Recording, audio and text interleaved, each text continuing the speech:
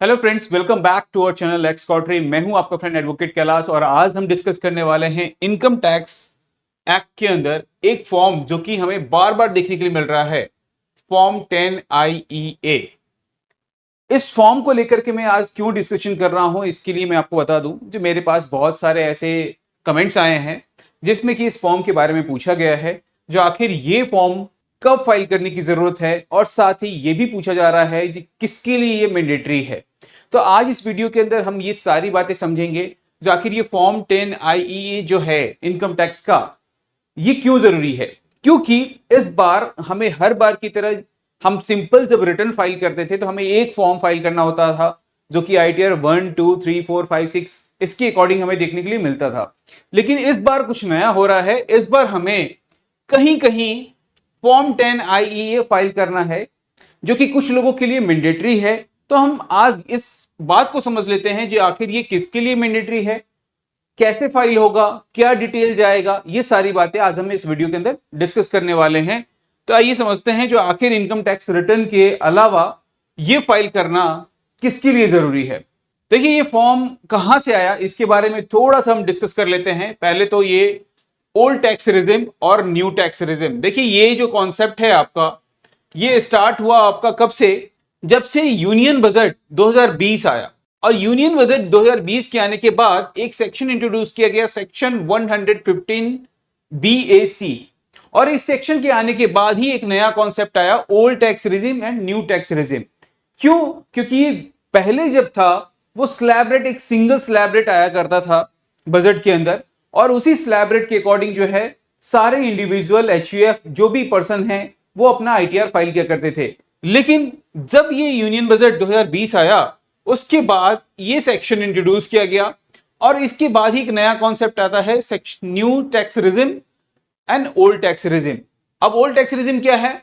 Old tax regime में देखिए आपका हायर स्लैब है, स्लैब रेट्स आपके हायर हैं, लेकिन सेवरल एग्जेम्पशंस हैं एंड डिडक्शन है। लेकिन अगर मैं न्यू टैक्स रिजिम की बात करूं, जो कि आज के टाइम में, क्योंकि काफी ज्यादा मॉडिफिकेशन हो चुका है इसके अंदर, तो आज के टाइम में जब फाइनेंस एक्ट 2023 या 2025 आया, उसके बाद काफी सारे इसमें मॉडिफिकेशन किए गए, और जितने भी आपके स्लैब रेट हैं उसके अंदर जो है काफी सारा रिस्ट्रिक्शन लगा दिया गया, और आपका स्लैब रेट काफी बेहतर हुआ। लेकिन साथ ही आपका जो रिस्ट्रिक्शन था एग्जेम्पशन और डिडक्शन के ऊपर, वो भी लग चुका। मतलब कई सारे लोगों ने बहुत सारी प्लानिंग की हुई थी, कई सारे लोग जो है PPF में अपने इन्वेस्ट कर रहे थे। क्यों? क्योंकि वो अपना डिडक्शन ले पाए। लेकिन जब से ये नया रिजिम आया, न्यू टैक्स रिजिम आया आपका, उसके बाद ये कहा गया जो चाहे तो आप नया टैक्स रिजिम, नया स्लैब रेट वो यूज करोगे, या फिर आप इन्हीं एग्जेम्पशंस को ले सकते हो। और साथ ही ये भी कहा गया ये जो फाइनेंस एक्ट आपका 2023 है, इसे न्यू टैक्स रिजिम के अंदर एक डिफॉल्ट जो है वो डिफॉल्ट रिजिम बना दिया गया। तो अगर आप ये सेलेक्ट कर लेते हो तो इन फ्यूचर भी आपको इसी अकॉर्डिंग आपको चलना पड़ेगा। फॉर द असेसमेंट ईयर 2024-25 के लिए इसमें जो है आपका चूज करने का ऑप्शन दे दिया, जो आप इसे चूज भी कर सकते हो, जो आखिर हर साल आप कौन से रिजिम में जाना चाहते हो, नए टैक्स रिजिम में या ओल्ड टैक्स रिजिम में। इसके लिए एक फॉर्म दिया गया, फॉर्म 10 IEA, जिसके बारे में आज हम डिस्कस करने वाले हैं। तो इस फॉर्म का सबसे मेन जरूरत यह है, इसे एक्चुअली डिफॉल्ट बनाया गया, और डिफॉल्ट बनाने के लिए ही एक फॉर्म लाया गया जिससे कि आप चूज कर सको जो आप कौन सा रिजिम सेलेक्ट करना चाहते हो, न्यू टैक्स रिजिम या old tax regime. New tax regime के अकॉर्डिंग हम डिस्कस करें, जो कि सेक्शन 115 BAC के अंदर जो दिया गया, इसमें आपका स्लैब रेट है अप टू 3 लाख नील, लेकिन 3 लाख टू 6 लाख के अंदर जो है वो 5% है। अब अगर 5% कैलकुलेट करें तो सीधा सीधा 3 लाख पे 5% हो जाएगा 15,000।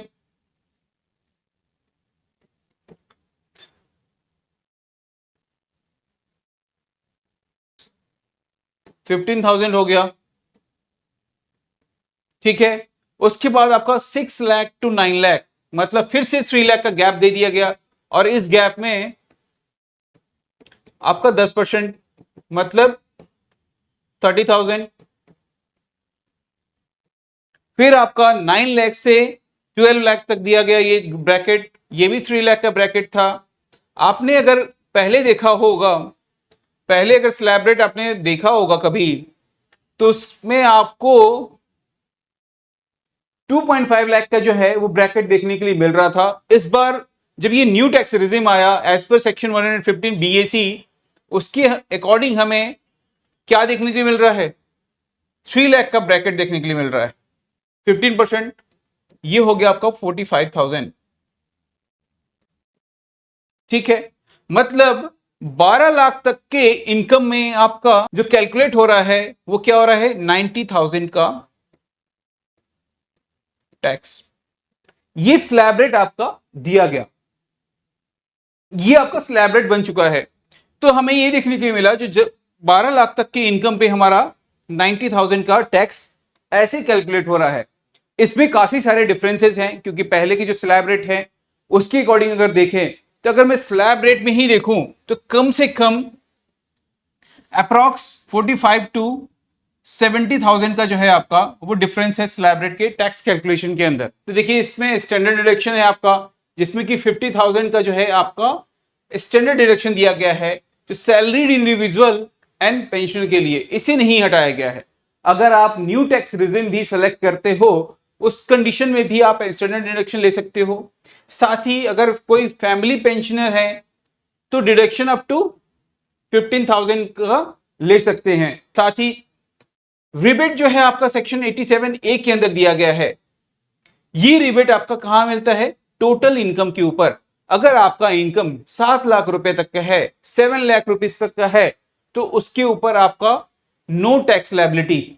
मतलब जब आप अपना इनकम यहां पे कैलकुलेट करोगे तो पहले 6 लाख पे तो आपका लग गया 15,000, ठीक है। उसके बाद 1 लाख के ऊपर लगा 10%, मतलब 10,000, ये प्लस हो गया, ये आपका 87A का रिबेट मिल गया। जो अगर आपका इनकम 7 लाख रुपीस तक का है तो नो टैक्स लायबिलिटी, लेकिन अगर यहां से 1 रुपया भी इंक्रीज होता है तो आपका उस पर चार्ज किया जाएगा। यहां पे effective zero tax for the individual earning up to 7 lakh. यहां पे ये बात रखी गई, जो जितने भी लोग हैं, जितने भी इंडिविजुअल हैं, अगर वो अपना आईटीआर फाइल करते हैं और उसमें अगर इनकम अपना 7 लाख या उससे इक्वल दिखाते हैं, तो ऐसी कंडीशन में कोई टैक्स लायबिलिटी नहीं बनेगी। किसकी अकॉर्डिंग, सेक्शन 87A रिबेट के अकॉर्डिंग। ठीक है, ये डिडक्शन या एग्जेम्पशन जो है इसमें अलाउड नहीं किया गया है। देखिए ये सारी बातें जो मैं कर रहा हूं वो न्यू टैक्स रिजिम के अकॉर्डिंग बात कर रहा हूं, क्योंकि इसी में आपका वो प्रोविजन है जिसमें कि आपको फॉर्म 10 IEA फॉर्म फाइल करना है। तो डिडक्शन जितने भी आप ATC, ATD, HRA थे, आप इंटरटेनमेंट अलाउंसेस ले रहे थे, ये सारी चीजें अब इसके अंदर नॉट अलाउड है, मतलब इसे डिसअलाउ कर दिया गया है, आप इसे नहीं ले सकते। या हाउसिंग लोन का जो इंटरेस्ट आपको मिल रहा था, ये सारी चीजें यहां पे हटा दिया गया है। आप इसे तब ले सकते हो, तब अवेल कर सकते हो जब आप ओल्ड टैक्स रिजिम के अकॉर्डिंग अपना रिटर्न फाइल कर रहे हो। लेकिन मैं आपकी जानकारी के लिए बता दूं, अगर आप ये चीजें अगर फाइल कर रहे हो तो इसमें आपको कंप्लीट इंफॉर्मेशन रखना पड़ेगा। क्या सब, जैसे कि अगर आप ATC के अकॉर्डिंग अगर अपना आईटीआर फाइल कर रहे हो तो आपने इसमें लिया PF का बेनिफिट, ठीक है। अगर आप PF का बेनिफिट ले रहे हो जो कि EPF है, उसके अकॉर्डिंग भी आपको उसका PF नंबर और इंफॉर्मेशन आपको प्रोवाइड करना होगा, उसके अकॉर्डिंग ही आप इसका बेनिफिट ले सकते हो। दूसरा, अगर आप कोई इंश्योरेंस का बेनिफिट ले रहे हो आप, तो इंश्योरेंस नंबर देना होगा आपको, तब उसका बेनिफिट ले सकते हो आप। तीसरा, अगर आप इसके अंदर प्रिंसिपल अमाउंट का ले रहे हो, जो आपने होम लोन में प्रिंसिपल अमाउंट जो लिया, आपने जो पेमेंट किया है, उसका अगर बेनिफिट ले रहे हो तो आपको लोन अमाउंट भी यहां पे डालना होगा। तो मेरे कहने का मतलब यह है, जो अगर आप ये सारे बेनिफिट अगर ओल्ड टैक्स रिजिम के अकॉर्डिंग ले रहे हो, तो ऐसी कंडीशन में गवर्नमेंट ने अब ऐसा फॉर्म बना दिया है जिसके अकॉर्डिंग आपको कंप्लीट इंफॉर्मेशन देना है। और वो इंफॉर्मेशन हो सकता है जो वो वेरीफाई भी करें, और अगर उसमें किसी भी तरीके का कोई भी चीज अगर मैच नहीं कर रहा है तो आपके पास नोटिस भी आ सकता है। तो ये संभावना बहुत है, बिकॉज क्या है, जो अब आपके पास जो है उन्होंने बोला है सारे इंफॉर्मेशन, सारे डॉक्यूमेंट आपको उसमें फाइल करना है।